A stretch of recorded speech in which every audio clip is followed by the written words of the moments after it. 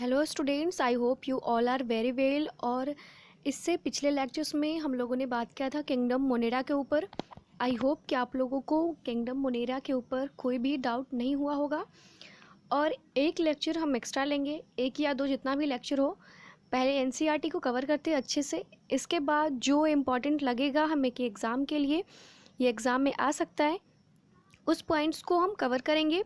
जो डिटेल में भी हो तो करना पड़े तो वो भी करेंगे हम लोग, लेकिन पहले एनसीईआरटी से कर लेते हैं। इससे पिछले लेक्चर्स में किंगडम मोनेरा कंप्लीट हो गया था, आज हम लोग कंप्लीट करेंगे किंगडम प्रोटिस्टा को। और इसके जो नेक्स्ट लेक्चर आएगा उसमें हम लोग किंगडम फंगी और वायरसेस को कंप्लीट करने वाले हैं। तो बहुत जल्द आपका चैप्टर जो है वो ख़त्म होने वाला है।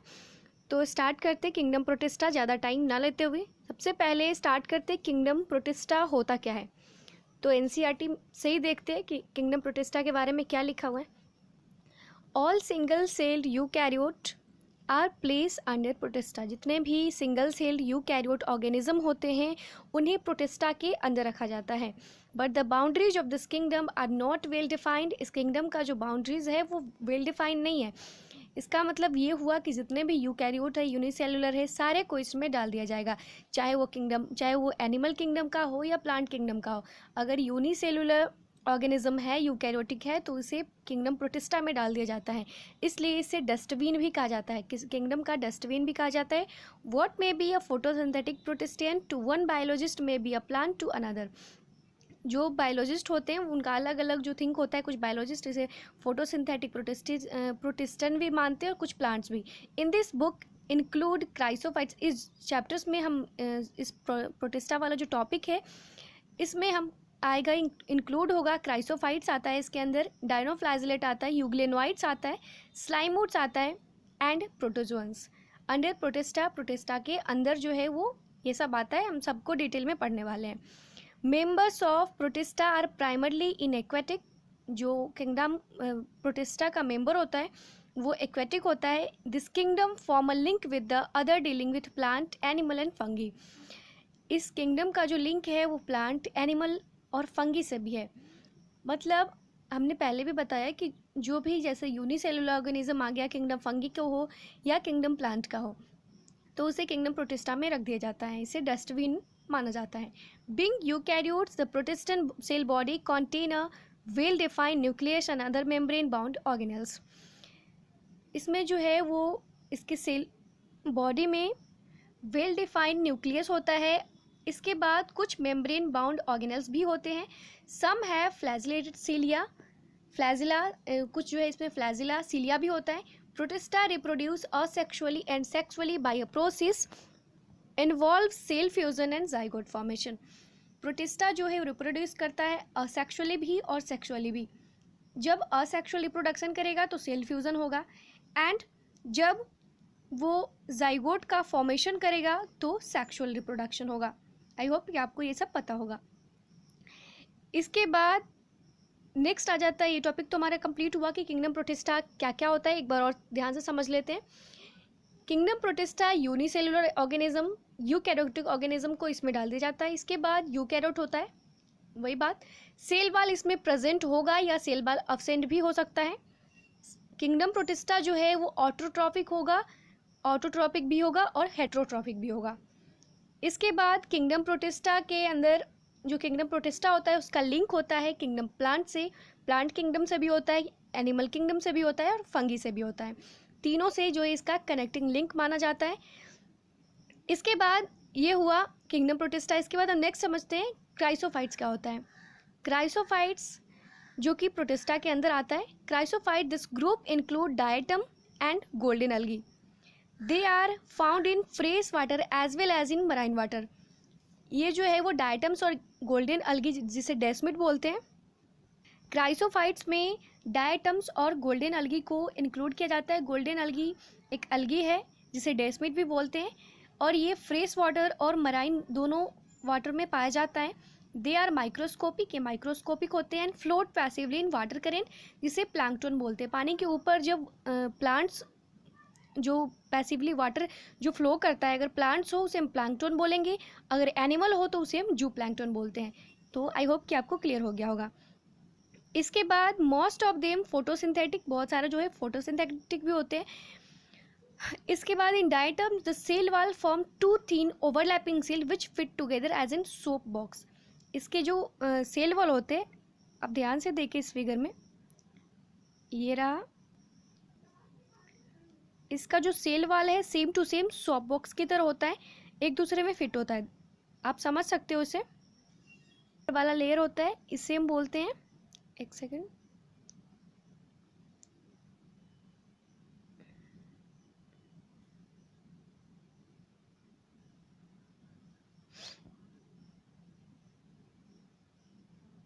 ये जो ऊपर वाला लेयर है उसे बोलते हैं हाइपोथिका, सॉरी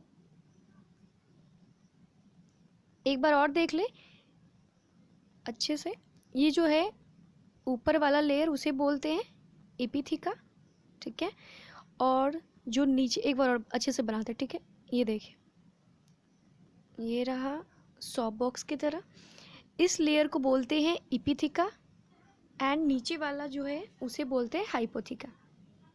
सेम टू सेम ये सॉप बॉक्स की तरह होता है। इसके बाद जो नेक्स्ट है वो है the wall are embedded with silica and this wall are indestructible. जो वॉल होती है सेल वॉल, वो सिलिका से बना होता है, सिलिकॉन ऑक्साइड, ठीक है, ये किससे बना होता है, SiO2 सिलिकॉन ऑक्साइड से बना होता है इसका वॉल, और ये इंडेस्ट्रक्टिबल होता है, ये इसे नष्ट नहीं किया जा सकता है। Thus diatoms have left behind large amount of cell wall deposit in their habitats, this accumulation over billion of year is referred to as diatomaceous earth. जहाँ पे डायटम्स का हैबिटेट, अब चलिए एक बार समझ लेते हैं डायएटमेसियस अर्थ क्या होता है। डायएटमेसियस अर्थ का मतलब होता है जहाँ पर, एक बार समझ लें, large amount of cell wall deposit in their habitats, जहाँ पे डायटम्स, जो गोल्डन अलगी है जो रहता है वहाँ पे डायटम्स, तो वहाँ का जो हैबिटेट्स होता है वहाँ पे उसका सेल वॉल, बहुत सारे लार्ज अमाउंट में सेल वॉल मिलते हैं, इसलिए उस जगह को डायटोमेसियस अर्थ बोला जाता है। Being gritty this soil is used in polishing, और इस मिट्टी को यूज़ किया जाता है पॉलिशिंग के लिए, filtration of oil and syrups. Diatoms are the chief producer in the ocean. क्या बोला जाता है, डायटम्स को चीफ प्रोड्यूसर्स बोला जाता है। आई होप आपको क्लियर हो गया होगा, अगर कोई भी डाउट हो तो इजी पूछ ले। इसके बाद नेक्स्ट आता है हमारा, दो टॉपिक कंप्लीट हुआ, पहला तो kingdom protista, then king chrysophytes.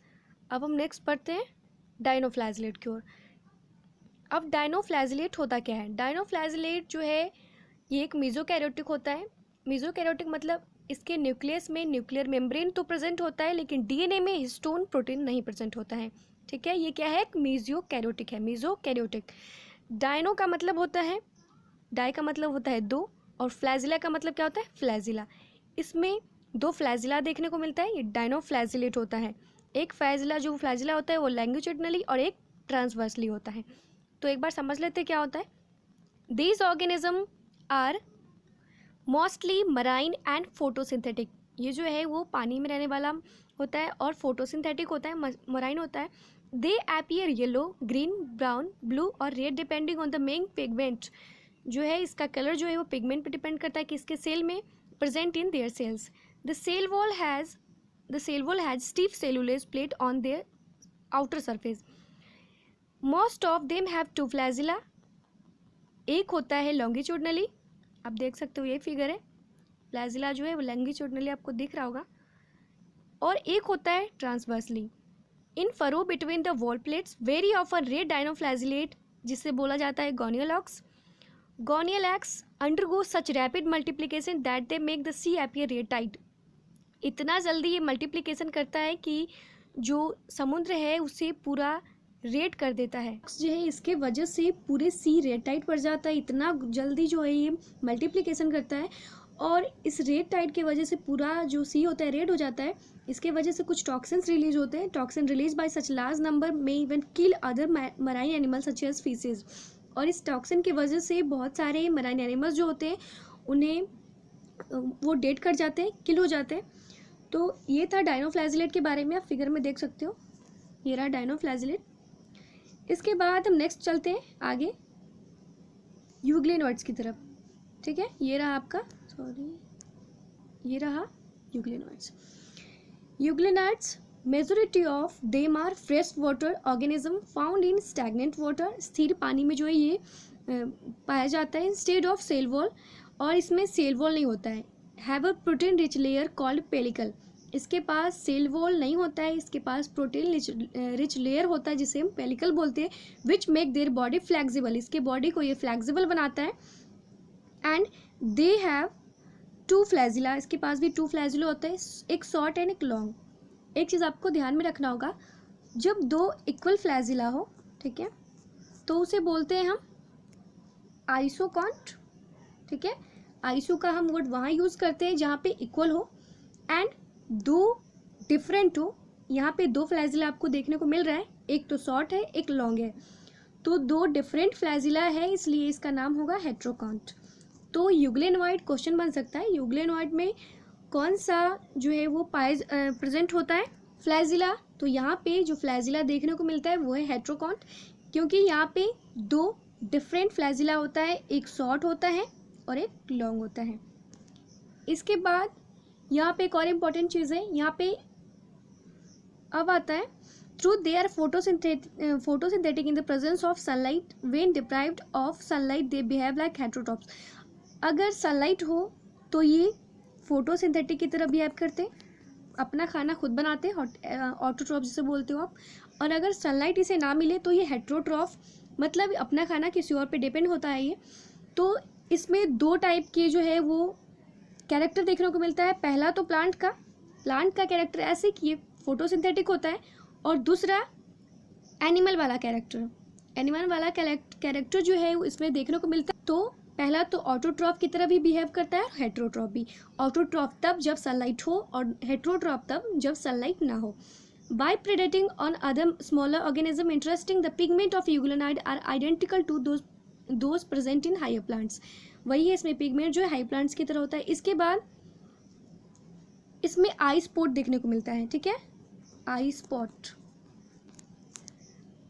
जो होता है वो लाइट को सेंस कर सकता है, इसलिए इसके पास आई स्पॉट प्रेजेंट होता है। इसके बाद हम नेक्स्ट चलते हैं स्लाइमोड्स की तरफ। स्लाइमोड्स क्या होता है? स्लाइमोड्स जो है वो एक फंगी होता है, इसके पास सेल वॉल नहीं होता है, cell wall not presented, and इसका जो नेचर होता है लिक्विफाइंग होता है, तरल नेचर का ये होता है। Slime moulds are saprophytic protista, the body moves along decaying twig and leaves engulfing organic material. जो होता है सेप्रोफिटिक होता है। Under suitable condition they form an aggregation called plasmodium, जब कंडीशन सुटेबल हो तो ये प्लाज्मोडियम को फॉर्म करता है।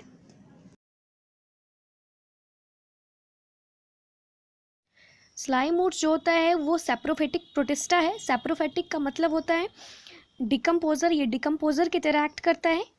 इसका जो होता है ये ऑर्गेनिक मटेरियल को इनगल्फ करता है स्लाइमोड्स, और ये सुटेबल कंडीशन में प्लाज्मोडियम फॉर्म कर लेता है। अब यहाँ पे क्वेश्चन आई एग्रीगेशन क्या होता है? मल्टी न्यूक्लिएटेड कंडीशन को हम एग्रीगेशन बोलते हैं, और स्लाइमोड्स एक होता है लेकिन कंडीशन जो है वो मल्टी न्यूक्लिएटेड होती है। तो यहाँ पे क्या होता है? प्लाज्मोडियम फॉर्म होता है विच में grow and spread overall several feet. ये जो होता है ग्रो होता है और बहुत ज़्यादा फीट तक ये स्प्रीड कर सकता है ड्यूरिंग अनफेवरेबल कंडीशन। लेकिन जब कंडीशन जो है वो अनफेवरेबल हो जाती है तब the plasmodium differentiate under form fruiting bodies. तो ये डिफरेंशिएट होकर फ्रूटिंग बॉडीज़ बना लेता है। Bearing spore at their tip पे जो है स्पोर होता है। The spore possesses true walls, they are extremely resistant and survival for many years, and even under adverse condition the spore are disappeared by, किसके द्वारा डिसअपियर्ड हो जाता है? Dispersed by air current. आप देख सकते हो फिगर में, ये रहा मल्टी न्यूक्लिएटेड कंडीशंस स्पोर्स का। इसके बाद नेक्स्ट आता है protozoans. All protozoans are heterotrophs and lives as a predator और पैरासाइट। जितने भी प्रोटोजुआ होते हैं वो हेट्रोट्रॉप्स होते हैं और ये पैरासाइट्स होते हैं।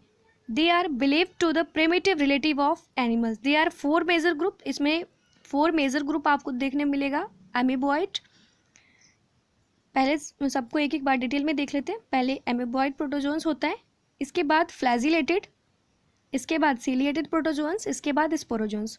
तो हम सबको नेक्स्ट में अच्छे से डिटेल में पढ़ने वाले एक एक करके। तो पहले हम समझते हैं एमीबॉइड प्रोटोजोअन्स से।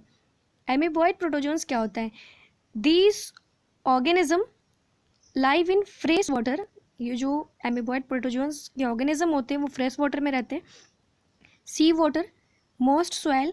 दे move and capture their prey putting out pseudopodia. Pseudopodia की हेल्प से ये अपने जो इनका जो शिकार होता है उसे स्यूडोपोडिया के हेल्प से लेते हैं। As in amoeba marine form have silica shell on their surface. इसके सरफेस पे जो है सिलिका सेल्स होता है।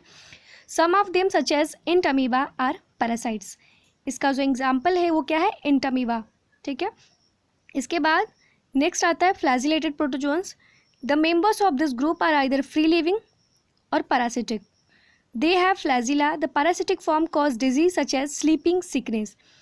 इसमें जो फ्लैजिलेटेड प्रोटोजोन्स होते हैं ये जो है वो फ्री लिविंग और पैरासिटिक होते हैं। इनके पास फ्लैजिला होता है और the parasitic form cause disease, और इससे जो डिजीज़ होता है फ्लैजिलेटेड प्रोटोजोन्स वो है स्लीपिंग सिकनेस।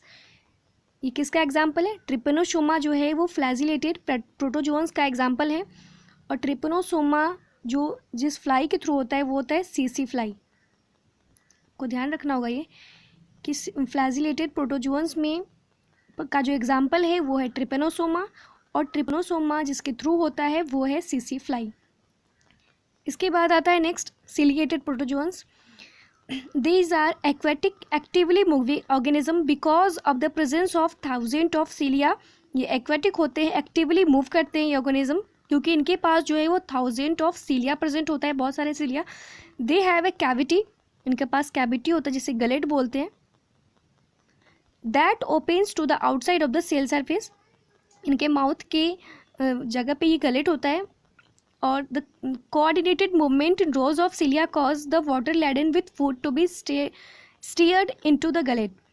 वाटर जो इनका माउथ का जो वर्क करता है वो गलेट करता है, जो फूड लेने का काम करता है वो गलेट से ही होता है। ये आउटर सरफेस पे प्रेजेंट होता है। द कोऑर्डिनेटेड, ये लिखा है पे, coordinated movement of rows of cilia causes the water laden with food to be steered in the gullet. Example जो है इसका है पैरामेसियम में। पैरामेसियम में सिलिएटेड प्रोटोजोन्स देखने को मिलता है। इसके बाद नेक्स्ट है sporozoans. This include diverse organism that have an infection spore like stage in their life cycle. The most notorious is Plasmodium जो कि है malaria parasite, malarial parasite which cause malaria, जिसके वजह से क्या होता है? मलेरिया होता है। Which disease has a staggering effect on human population. तो 4 था, पहला था एमीबॉयड प्रोटोजोन्स, दूसरा है फ्लैजिलेटेड, तीसरा है सिलिएटेड एंड चौथा है स्पोरोजोन्स। तो चारों को हमने डिटेल में देखा क्या क्या प्रोटोजोन्स में जो स्टेज है। पहला एमीबॉयड प्रोटोजोन्स, 4 ग्रुप होता है प्रोटोजोन्स में, एमीबॉयड, इसके बाद फ्लैजिलेटेड, सिलिएटेड एंड स्पोरोजोन्स। तो सबको हम लोगों ने डिटेल में देखा। प्रोटोजोन्स में सबसे पहला जो एमीबॉयड है उसका एग्जाम्पल क्या है? Int amoeba. एंड सेकेंड वाला फ्लैजिलेटेड प्रोटोजोन्स का ट्रेपेनोसोमा, थर्ड का सिलिएटेड प्रोटोजोन्स का पैरामीसियम, और स्पोरोजोन्स का क्या है? मलेरिया, जो कि मलेरियल पैरासाइट्स है, प्लाज्मोडियम। दिस इज़ अ, इसके वजह से जो है मलेरिया होता है। तो आई होप कि आप लोगों को समझ आ गया होगा। अगर कोई भी डाउट है तो आप आराम से पूछिए। हम लोगों ने किंगडम प्रोटिस्टा को आज कंप्लीट किया। नेक्स्ट लेक्चर में हम बात करेंगे किंगडम फंगी के ऊपर। तो आई होप आप लोगों को अच्छे से सारे टॉपिक्स जो भी हम लोगों ने कवर किया सब समझ आ गया होगा। अगर कोई भी डाउट हो तो ईजिली कमेंट सेक्शन में पूछ सकते हैं। All the best all of you.